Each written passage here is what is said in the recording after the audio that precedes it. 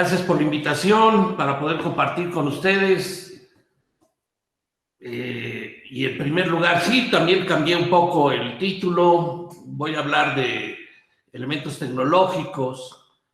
Creo que es algo que se ha olvidado en el ámbito de las ciencias sociales y si gustan, en el transcurso de las preguntas podríamos discutir la problemática más amplia que viven las ciencias sociales, pero me remitiré a discutir el problema solamente tecnológico, que creo que es una ausencia muy clara de las ciencias sociales. Bueno, antes que nada, creo que es un motivo de celebrar el hecho de que ustedes tengan 30 años, de que sigan trabajando en esto, de que tengan una comunidad que han construido. Esto es algo que realmente deben sentirse orgullosos de este esfuerzo colectivo, porque no todas las revistas lo logran. Sobre todo que tengan un panorama de mejora y de poder ampliar nuestros procesos. Entonces, antes que nada, una felicitación y yo me remitiré a discutir algunos procesos. Iba a empezar, ya no lo voy a hacer porque me llevaría más tiempo, pero ayer que estaba con una, bueno, vamos a ver si lo puedo hacer, con una persona que se dedica a hacer eventos, me mostraba que ella realiza los eventos, básicamente bodas, con realidad virtual. Y le pone estos lentes a la persona y la persona camina por el escenario en el que se va a desarrollar. Y de esa manera ve, y ellos fabrican todo este escenario simple y sencillamente de manera virtual.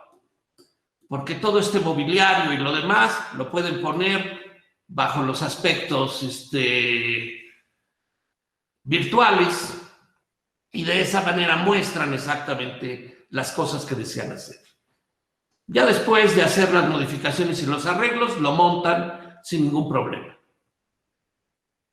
Y cuando me refería a esto, me llamó mucho la atención porque decía, en asuntos tan simples se aprovecha toda la tecnología.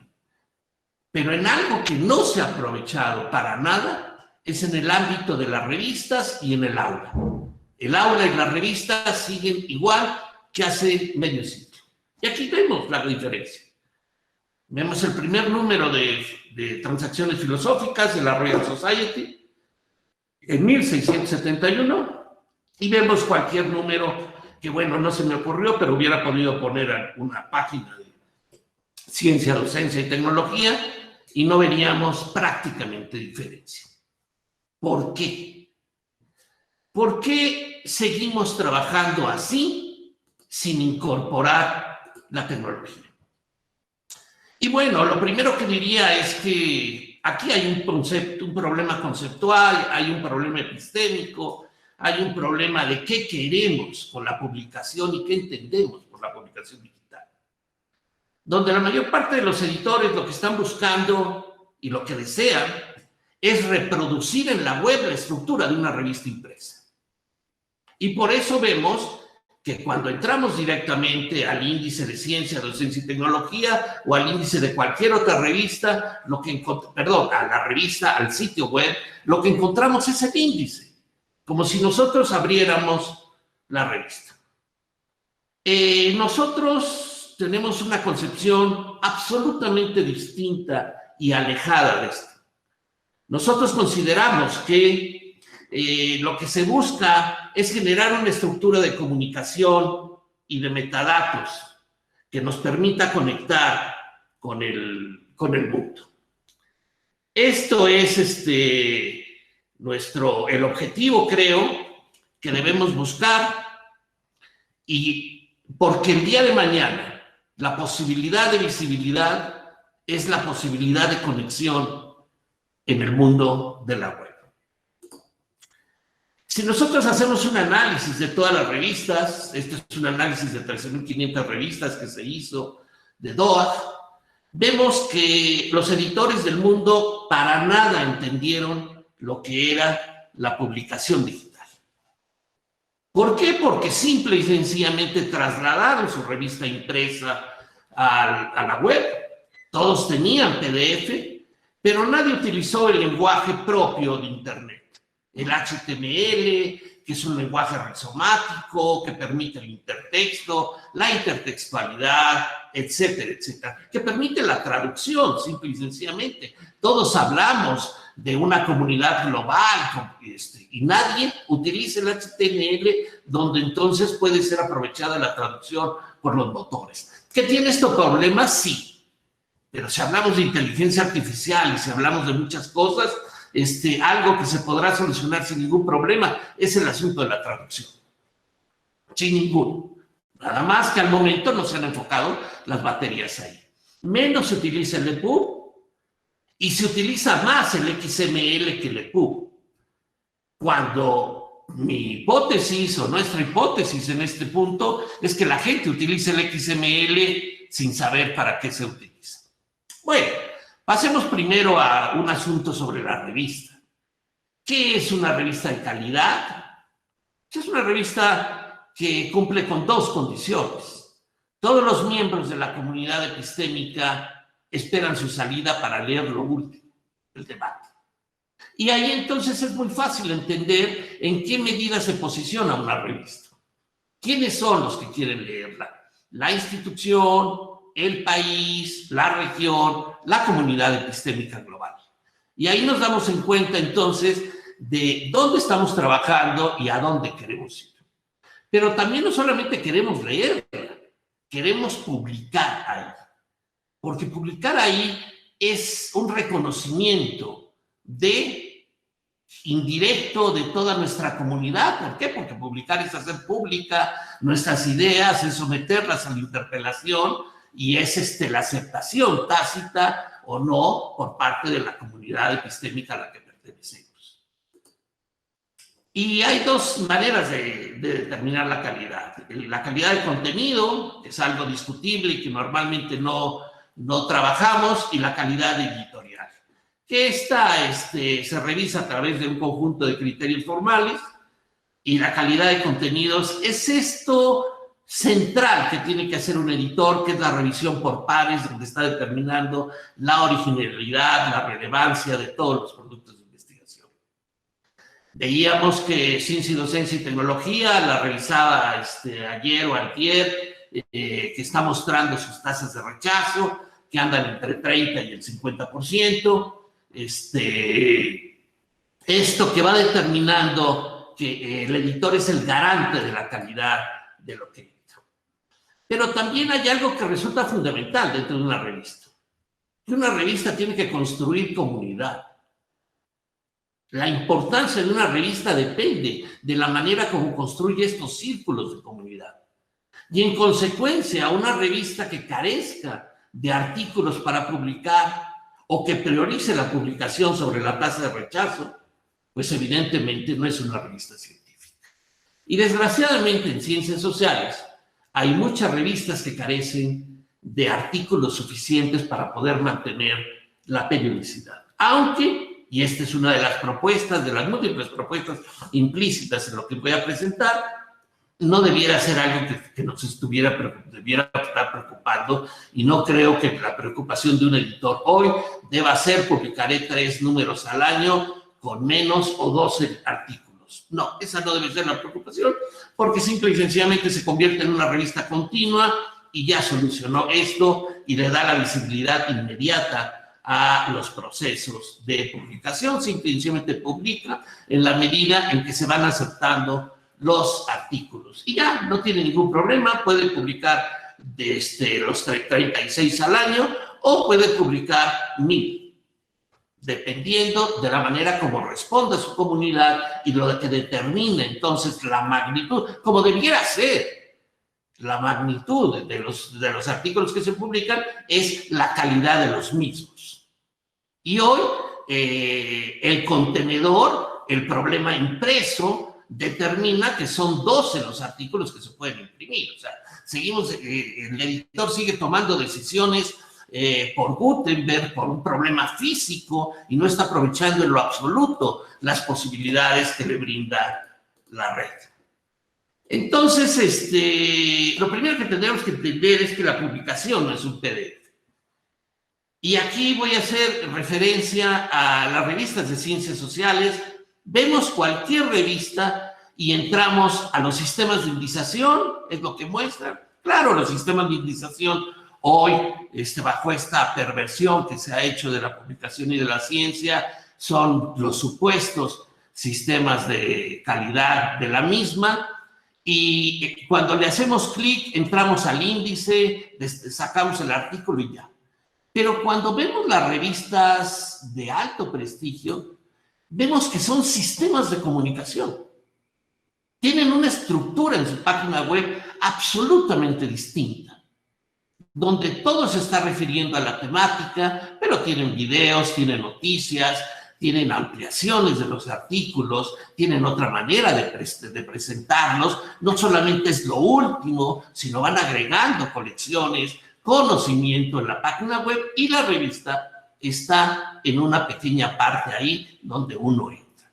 Entonces, lo que quiero destacar aquí es la revista, es decir, la reproducción digital de la revista impresa, que es lo que hacen todas las revistas de ciencias sociales, más con el Open Journal System, que no da mayores posibilidades generalmente, o los sistemas de comunicación que se están haciendo en otro tipo de procesos. Aquí vemos una visión totalmente diferente en las revistas y los portales.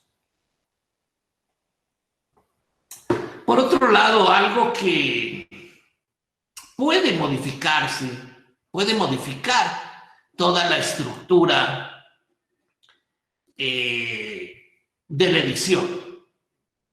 Y es el hecho de que hoy el editor revisa el Word o donde le hayan mandado el artículo, se acepta después de las correcciones y de la ida y venir entre el autor y los árbitros, y después de esto se maqueta.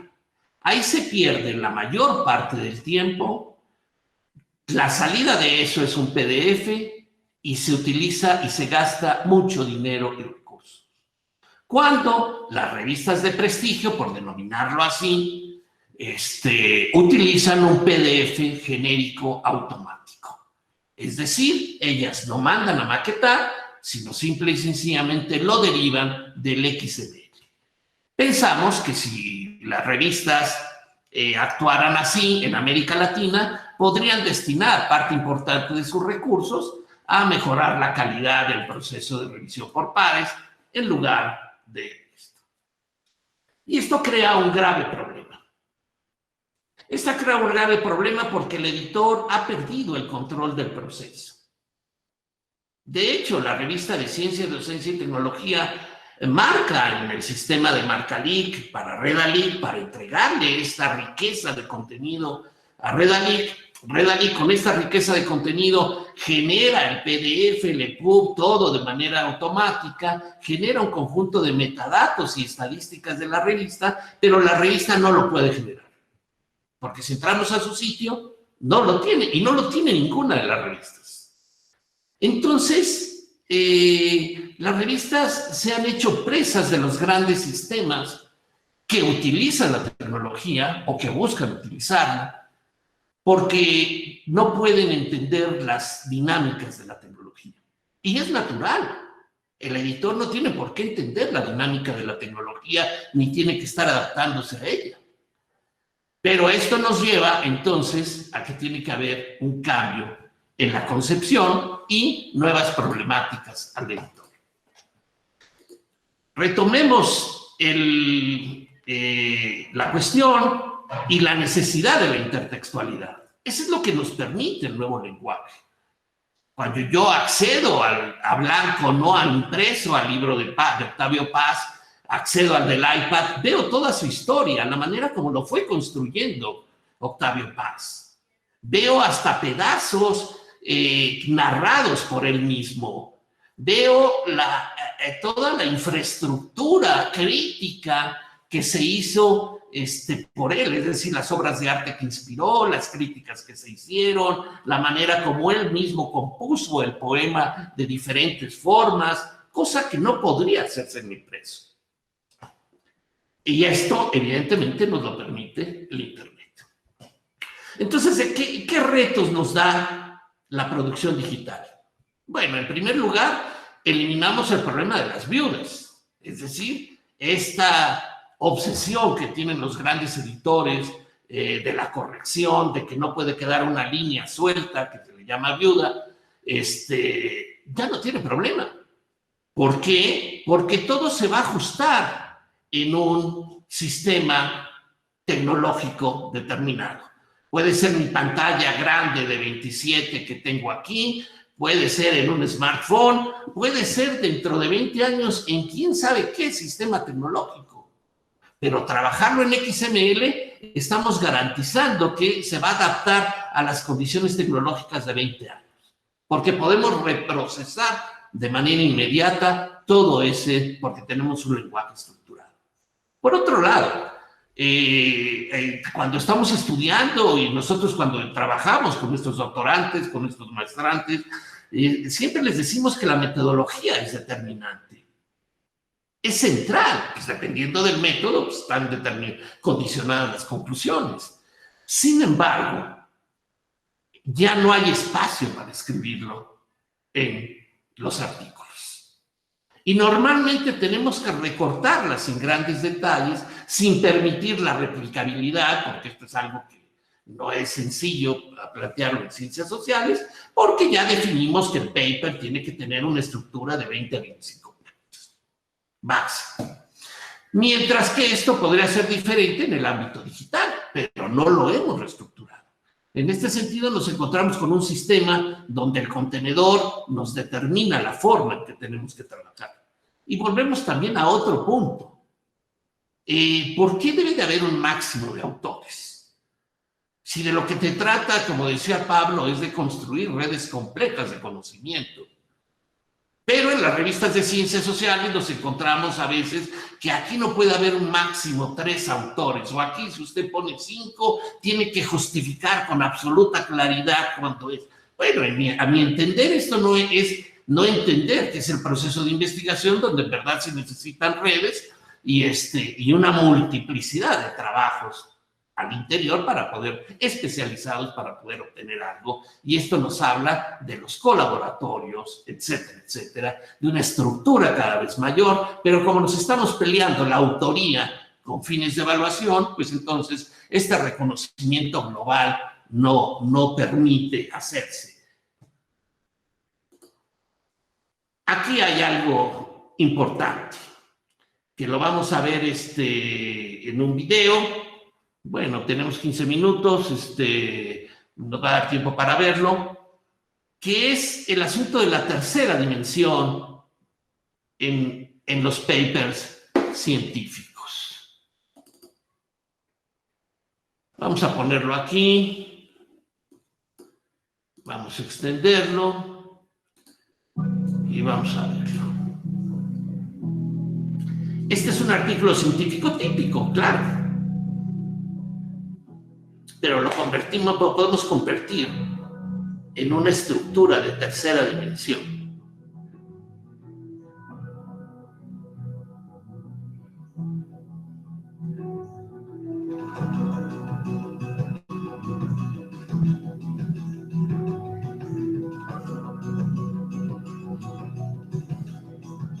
Pero ahí se sigue pensando en el impreso, donde yo tengo que regresar a él. No habría ningún problema para poner esto directamente en la web y explorarlo de múltiples formas. Sin embargo, aquí toda la estructura se tiene que someter nuevamente al trabajo impreso, cuando esto lo podríamos poner evidentemente ya en cualquier programa dentro de la web, claro, no en un PDF.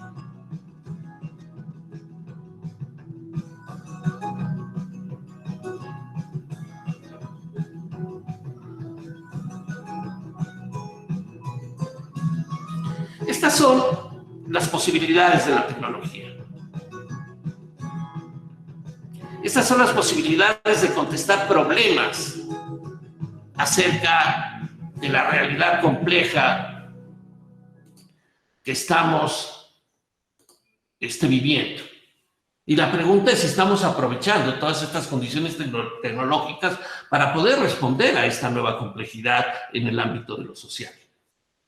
Y evidentemente, para poder responder a esto, pues necesitamos un cambio conceptual y necesitamos empezar a hablar de algo que se llama visualización de la información. Es decir, cómo visualizamos esto. Pero para visualizarla de alguna manera, necesitamos entender que los lenguajes impresos, que los lenguajes en PDF no nos permiten hacer este tipo de cosas. Entonces vamos a plantear la necesidad de hacer una comunicación estructurada, plantear el asunto de la interoperabilidad y vamos a entender cómo se maneja un PDF y cómo se maneja un XML, pero sobre todo cuáles son las potencialidades del XML. Cuando nosotros hablamos de un PDF, normalmente tiene un conjunto de metadatos que no llegan a más de 16 etiquetas del Dublin Core, como los vemos allá. Y tenemos que entender un metadato como el dato sobre el dato, que lo entiende el humano, pero que lo entienden sobre todo las máquinas, como conectores, como posibilidades de conexión y organización del conocimiento. Así, por ejemplo, si yo tengo una fórmula que le estoy denominando, o vamos a decir, si yo tuviera una palabra técnica que define una enfermedad como Chagas, simple y sencillamente al definir enfermedad Chagas, aunque no le encuentro sinónimos que lo puedan confundir con otra cosa, me podría encontrar y organizar todos los documentos que se han escrito y que están en la web en un segundo. Si tuviéramos una etiqueta que lo marcara. No el sistema como nos lo hace Google, que simple y sencillamente por correspondencia va a buscar Chagas. Estamos hablando de otra cosa. Entonces, cuando pasamos a la web, estamos hablando de, no de 16 etiquetas, sino de 163 conectores. 263 conectores que nos puede permitir modificar absolutamente todo y donde aquí voy a hacer un resumen de lo que vamos a hacer más adelante. Esta es la capa de estructura y arquitectura de Redalí que nos permite generar toda la multiplicidad de cosas que vemos a la derecha y que vamos a ir desarrollando. Pero para poder entender esto, necesitamos pensar que el artículo científico no son las 10 o las 15 hojas impresas, sino es un texto o una entidad que reúne a su vez entidades independientes del conocimiento. Y que desde la perspectiva del XML JAX, que es la primera fotografía, tiene un front, un body y un back. El front todas son ese conjunto de etiquetas normales, el body es el texto y el back, que se capturan, y se captura también el texto y se marca el texto, donde está el resumen, las palabras clave, etcétera, etcétera. Y sobre todo, se capturan las fórmulas en XML. Y las fórmulas en XML dejan de ser imágenes para convertirse en una macro, en un sistema de acción. Y los gráficos, si los tuviéramos, si están en XML, los podríamos reeditar, retrabajar, bajarlos a otros procesos y seguir jugando con las cosas. Como podemos hacer con las tablas. Yo agarro una tabla en la web, la marco, la paso a un Excel y la retrabajo. Mientras que en la mayor parte de los sitios web, la tabla es una simple imagen estática. Pero si yo la marcara, para mí sería una tabla que yo puedo pasar a cualquier programa de manejo de datos y la puedo retrabajar.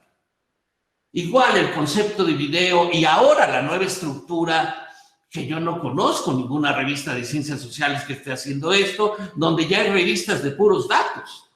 Es decir, el artículo es el conjunto de datos que sirvió para una investigación. Y ante un contexto donde estamos hablando de ciencia abierta, pues esto resulta fundamental. Y aquí llegamos a los sistemas de lectura, que dijimos que eran un verdadero fracaso porque las revistas no los habían hecho. Aquí vemos un visor inteligente, donde entonces yo me puedo ir a las conclusiones, a las referencias, puedo ver las imágenes agrandadas, etcétera, etcétera, un PDF, un HTML, un EPUB, un móvil, y todo esto ha sido generado automáticamente a partir del XML JAX. ¿Y qué editor lo genera? ¿Qué editor entiende que la finalidad de hacer un lenguaje estructurado es para entrar a un sistema de conexión y para hacer otras cosas? También lo que sirve en un lenguaje estructurado es para empezar a trabajar con web semánticas. Hoy es aburrido ya buscar las cosas en Internet porque lo único que nos sale son miles y miles de conexiones y tenemos que estar limpiando la basura. ¿Por qué? Porque se agrandan las posibilidades de contenido. Reddit tiene 800,000 artículos, Cielo 900, Europeana 2 millones, la referencia quién sabe cuántos, y no todo lo metemos y entonces nos salen miles y miles y miles ante cualquier palabra. Ya no podemos trabajar así. Estamos metiendo el conocimiento en una gran caja negra donde ya no podemos encontrarlo. En consecuencia, necesitamos trabajar hacia la web semántica para encontrar lo que realmente buscamos. Y nosotros ya hemos hecho diversos experimentos que nos han funcionado bastante bien, donde ustedes lo pueden ver aquí sobre conocimiento ancestral, sobre género y sobre epidemias. Y donde de manera automática organizamos los artículos que tienen relaciones entre sí y evidentemente brindamos diferentes formas de consulta. Esto también nos permite generar una multiplicidad de indicadores para cualquier cosa, de manera automática. Generamos las redes de colaboración, generamos todos los datos que sabemos acerca de la revista, se publica internamente, con quién publica, el autor con quién, en qué revistas, en qué países, cuál es su red de coautoría, etcétera, etcétera. Todo eso se genera de manera automática a partir de los XML.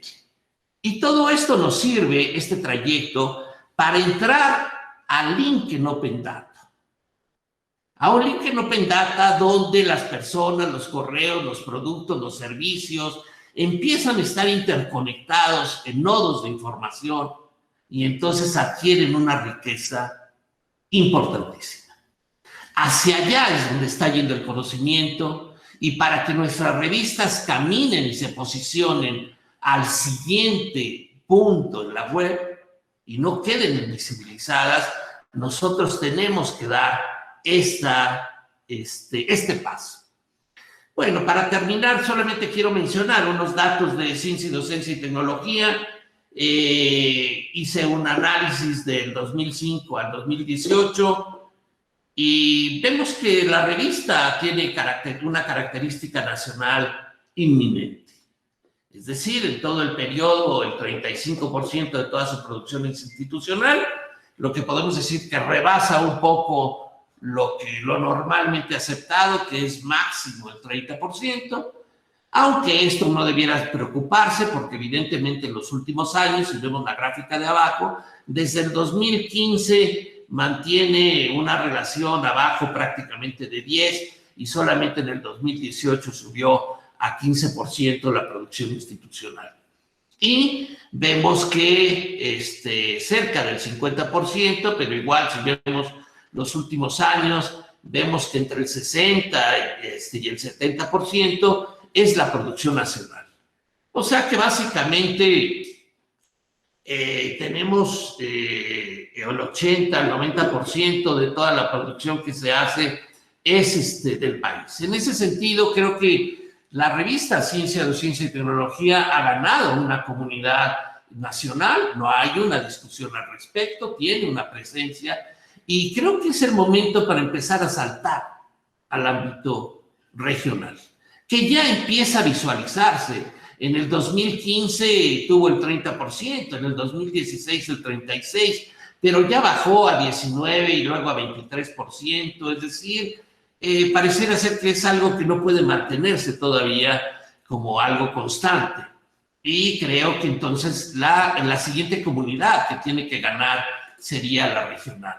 Aquí veríamos una especie de comparación con múltiples revistas, con 82 revistas, y veríamos cómo queda, qué características presenta en términos relativos la producción de ciencia, docencia y tecnología, que solamente produce el 1.8 de autores fuera de Latinoamérica, mientras que hay otras revistas que tienen más del 70%. Igual la publicación externa, es decir, en este caso sería no argentina, pero sí latinoamericana, de revistas donde ciencia y docencia tiene 18 y pues vemos las otras revistas. Vemos el peso de lo nacional también y el peso de lo institucional, donde hay revistas que son pues totalmente institucionales, como la revista Intercedes, ¿no? Umbral Científico, donde todos publican ahí y evidentemente rebasan los límites deseados, que son del 30%.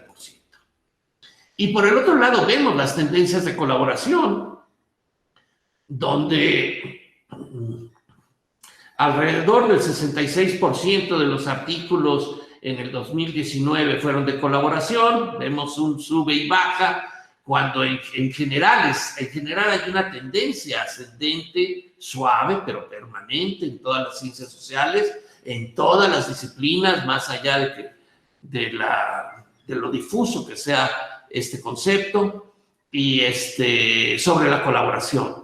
Los artículos en ciencias sociales van siguiendo la misma tendencia que las ciencias exactas y naturales, y cada día se publica con más autores. Sin embargo, la característica de la colaboración para la ciencia, docencia y tecnología es la colaboración nacional.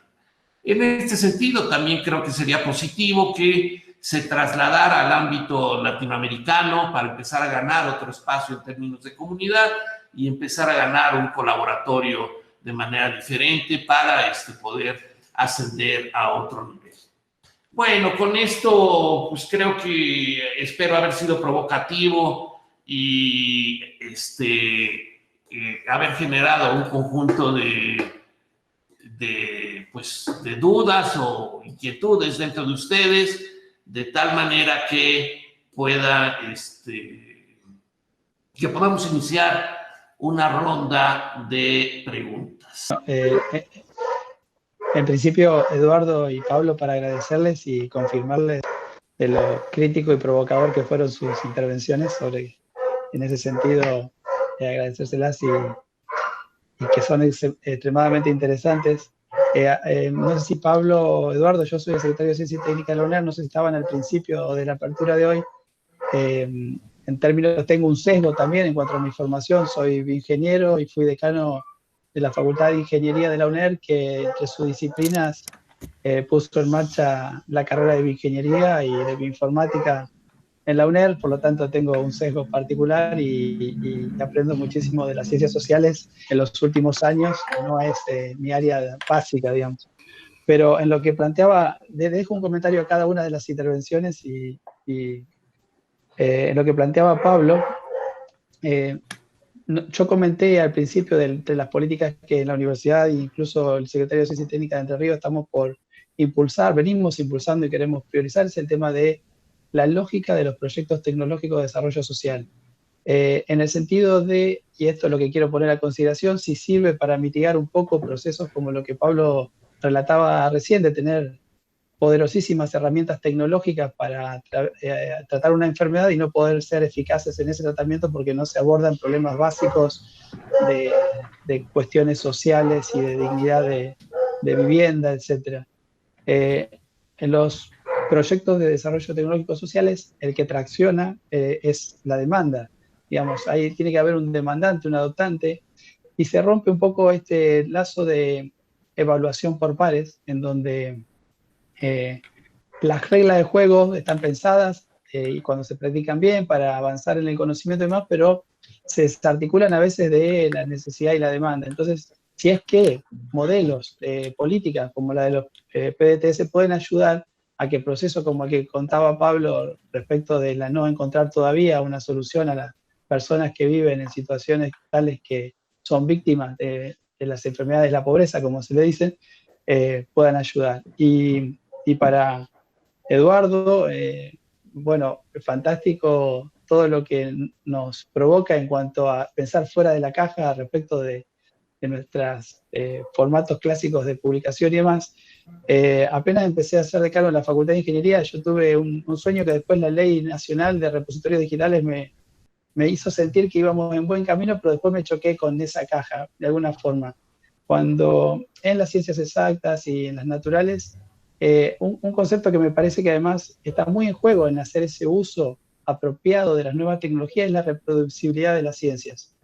Y, por ejemplo, el solo hecho de poder poner un repositorio, no solo digo en un caso de experimentación de ciencias naturales, los datos crudos de la información, un dispositivo tecnológico que se desarrolló para conseguir esos datos crudos, los algoritmos que procesaron esa información, si todo eso lo tuviéramos en repositorios que van más allá incluso de la visualización y que van más allá justamente de lo documental, sino que llegan ahora con tecnologías como la impresión 3D y demás, a permitir que ese conocimiento se construya de una forma tal que cuando queremos avanzar un paso más en ese conocimiento, particularmente mi sesgo lo lleva al tema tecnológico, no tendríamos que estar reproduciendo 1000 veces el mismo algoritmo y comparando gráficas impresas en vez de, como decía Eduardo, correr las ecuaciones que sustentan esos resultados, verificarlos o compartirlo con otros investigadores. Nada, le dejo solamente esos 2 comentarios y le agradezco muchísimo la intervención. Si Martín no pudo dormir hasta ahora para organizar esta presentación y esta jornada, creo que no va a poder dormir las próximas 2 semanas viendo cómo aprovechamos varias de las cosas que no han dejado. Así que muchas gracias. Bueno, hay un comentario me gustaría hacer también respecto a lo que estás haciendo, y es el hecho de que la revista también sería positivo que tuviera una posibilidad para que pudieran inscribirse los datos del artículo. Es decir, la buena parte de las revistas ya lo permiten, pero las revistas latinoamericanas no están planteando esto. Es decir, y no necesariamente tiene que ser en el espacio de la revista, pueden hacer un acuerdo en algún otro repositorio, Zenodo, Fisher, etcétera, etcétera, y ahí ponerlos, pero dan esta posibilidad al autor para no desprenderse de este material que es riquísimo y que ahora en el ámbito tecnológico lo podemos, pues lo podemos guardar en un disco, pero como bien decía Pablo, en estas cosas yo recuerdo haber tirado información muy valiosa porque cada cambio de casa la iba guardando hasta que me harté de irla llevando y los tiré, ¿no? Pero bueno, hice investigación empírica de todos los repartos de la tierra que se hicieron en el país y de los que hubo problemas y conflictos, ¿no? Revisando cada resolución presidencial, trabajo de meses y meses y meses, donde había fotografiado esto. Claro, pero también esto es para estas nuevas generaciones. Cuando esto lo enseñé en una clase, me di cuenta que ya todo esto estaba digitalizado, que lo único que les faltaba es un buen descubridor y un buen un sistema de búsqueda complejo en términos avanzados. Y ese es también algo que creo que ustedes deben tener, ¿no? Innovar en ciertos procesos. El video resumen ha dado mucho éxito en algunos lugares porque puede transmitir una imagen, un mensaje rápido. Creo que en ese sentido el trabajo de un editor debiera ser explorar, incorporar, ¿no? Más si en ciencias sociales no somos tan reacios, pues podríamos dar también posibilidad a otro tipo de formatos. Si ustedes están manteniendo una posición, revalorando la reseña porque ha tenido un peso en las ciencias sociales contra todas las tendencias globales, ¿no? Que eliminan la reseña, ok, perfectamente valorado, pues entonces tendrían que también hacer valer otro tipo de cosas si quieren mantener esta posición que sería deseable cuando efectivamente formatos de las ciencias sociales, como el ensayo, etcétera, etcétera, se va perdiendo porque no podemos transmitirlo en estos nuevos lenguajes que nos exigen, pues pues este sistema de introducción, método, resultados, discusión, conclusiones, ¿no? Que cuando no es una investigación empírica, pues evidentemente no es el formato adecuado para la exposición, ¿no? Entonces creo que ahí tiene un gran reto, pero sobre todo, diría yo, es articular a los editores para ser actores determinantes del proceso. Y yo veo a los editores como editores que se dejan llevar normalmente por el proceso. Yo insisto, es decir, la buena parte de América Latina es pionera en todas sus revistas, son en XML, la gran mayoría, por Cielo y por Redalic. Esto no lo tiene ni siquiera Europa. Las revistas ni siquiera están pensando en trasladarse al XML porque ya las revistas están logrando algo que ya no tiene nada que ver con el elemento tecnológico y eso nos puede anclar en el siglo XVI, que es el hecho de la indización. Las revistas, al ser indizadas en el mainstream, ellos sienten que ya no necesitan nada, porque ya llegaron al paraíso de la evaluación y en ese sentido tienen tienen garantizados todos los artículos. Pero entonces las revistas que no han llegado, aún a las que lleguen y entiendan esto, creo que pueden utilizar toda esta capacidad tecnológica para el día de mañana ir construyendo un camino distinto, porque hoy evidentemente todo está bastante pervertido por este asunto de la alimentación de la evaluación, ¿no? Bueno, también vamos a dar lugar a Karina Cortázar, había pedido la palabra. Karina, te escuchamos. Sí, gracias. Yo quisiera retomar algo que mencionó Pablo y que acaba de referir Eduardo al final de su comentario, y es acerca de esa ambigüedad que existe entre las redes sur-sur, las redes sur-norte, etcétera, y los sistemas de publicación. Por un lado, me parece fundamental lo que dijo Pablo acerca de no renunciar por principio, o sea, a las colaboraciones y a las publicaciones en otros contextos que no sean los propios, porque eso también le da visibilidad a la ciencia periférica, a la ciencia latinoamericana, y es algo que necesitamos. Por otro lado, también marcar muy brevemente una experiencia personal en un panel sobre ciencia y poder que tuvimos hace un par de años aquí en la Facultad de Ciencias Económicas. Uno de los temas era justamente cómo se distribuyen las relaciones de poder en los sistemas de publicaciones, y un colega, hoy funcionario, hizo una encendida defensa de fortalecer los sistemas de publicaciones en español, en portugués, etcétera, ¿no? Y instar no a boicotear, pero sí a que nuestros investigadores e investigadoras prefirieran esas revistas. Y cuando terminó su presentación, yo lo único que le señalé es que todas las referencias que había empleado en su presentación eran en inglés. Entonces digo, empecemos primero por ser coherentes, ¿no?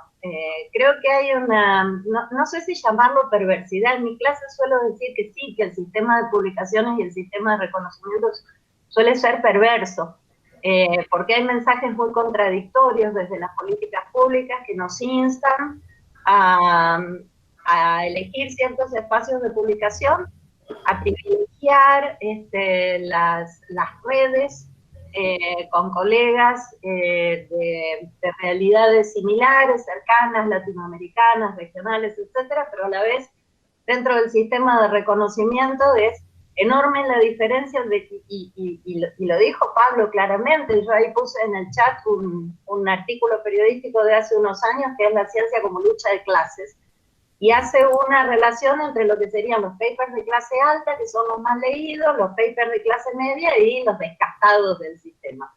Entonces hay que tener mucho cuidado, y creo que hay que enfatizar esa idea que dijo Pablo, que no hay una única estrategia. La estrategia tiene que ser un poco más equilibrada, porque si no la ciencia periférica va a quedar siempre dentro de nuestros circuitos internos, nuestros circuitos provinciales, locales, regionales, y todo el conocimiento que podemos aportar al público, al mundo, va a quedar fuera porque no lo publicamos en inglés, eso es clarísimo. Entonces, creo que primero hay que pensar en superar ciertos problemas de hipocresía y de perversión del sistema, que creo que son fundamentales. Y en segundo término, apuntar a esa idea de no renunciar por principio a un mercado de publicaciones, nada más que porque Science, no sé, Science, Technology and Human Values o Public Understanding of Science están escritas en inglés, digamos, ¿no? Era un comentario más.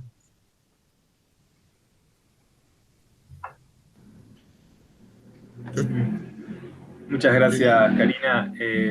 Agrego unas preguntas que voy a hacer en mi lugar de editor. Estoy sumamente encantado con esta, disculpen la referencia personal, y los datos que dio Eduardo sobre CDIT. Voy a estar, como dijo Gabriel, mucho tiempo para poder aprovecharlos, porque la verdad que es sumamente importante para nosotros. Pero bueno, no quiero recalar solo en mi experiencia personal. Quiero hacer algunas preguntas que quedaron dando vueltas. Habíamos dejado una pregunta de la mesa anterior de Ariadna Garza Ortiz, y ella preguntaba cuáles serían las recomendaciones para que una universidad que tiene interés en construir mecanismos para comunicar la ciencia, cuáles serían las recomendaciones, ¿no? ¿Cuál sería la mejor estrategia y qué no hacer? Y tomando mi lugar de editor también, la voy digamos, a incorporar y a articular con otra pregunta que está en el chat de YouTube, donde también se pregunta, déjenme que los estoy... especialmente para el doctor Aguado López, ¿cómo considera él que debe impulsarse la gestión de la visibilidad de las revistas? ¿Sí? Entonces, recomendaciones sobre visibilidad de las revistas, sobre estrategias para llevar adelante revistas en contextos de universidades. Esa sería la pregunta. Las preguntas editadas por el editor. Pues si quieren trato de contestar un poco la última. Yo creo que hay un problema central, y es el hecho de mantener el sentido que cada institución quiere, y el hecho de competir en el sistema global, competir e integrarse. No son necesariamente lo mismo, pero que es parte de las dos en un sistema global de comunicación que hoy no nos favorece. Nos queda claro. El llamado mainstream solamente pone las revistas latinoamericanas, tiene 900 Scopus, como un sistema de justificación. Pero si nosotros vemos la distribución territorial de las citas, el 95% lo tiene prácticamente el Atlántico Norte. En consecuencia, si se implementara el plan S, que se va a implementar, y todas las revistas de suscripción van a pasar a pagar APCs, pues va a haber una dependencia mucho más estructural, y nosotros, para participar en la ciencia fuera de las revistas regionales, tendremos que erogar una gran cantidad de recursos hacia el Atlántico Norte, que ya vimos en Nature, cuestan $11,200 el artículo, según nos dijo la semana pasada. Cosa muy difícil de poder hacer. Por el otro lado, nosotros mantenemos un sistema diamante donde no se cobra PC y es el acceso abierto, distinto, que habría que proteger, y eso me parece central.